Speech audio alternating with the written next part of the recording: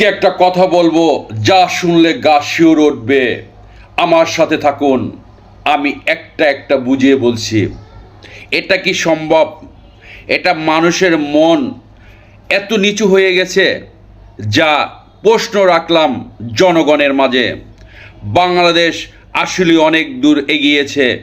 রাস্তা, প্রযুক্তি, শিক্ষা, এমনকি গণপরিবহনে এসেছে, যেমন ঢাকার মেট্রো রেল। এটা শুধু একটা ট্রেন নয়, এটা দেশের উন্নয়ন এর একটি প্রতীক। কিন্তু সমস্যা হয় তখন সরকারি জিনিস মানে কারো ব্যক্তিগত নয়, তাই ক্ষতি করলে সমস্যা কোথায়? অথচ বাস্তবতা উল্টো। মানুষ মন মানসিকতার অভাব। আরে ভাই, চুরি করলে আর কি হবে? চুরি করলো একবার, বদনাম করলো 18 কোটি মানুষের সম্পদ নষ্ট করলো বারবার। মেট্রো রেল শুধু ট্রেন নয়, আমাদের ঢাকার গর্ব, ভবিষ্যৎ প্রজন্মের জন্য তৈরি অবকাঠামো।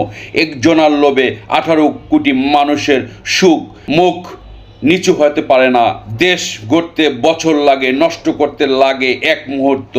তবে শেষবারের মতো একটি কথাই বলবো, বিদায় নিচ্ছি, আবারও আসবো নূতন কোনো গল্প নিয়ে আপনাদের মাঝে। মনে রাখবেন, দেশের সম্পদ হাত দেওয়ার আগে ভাববেন, এটা শুধু সরকারের নয়, এটা আমাদের মেট্রো রেলের কল চুরি নয়, চুরি হচ্ছে জাতির বিবেক এবং লজ্জা।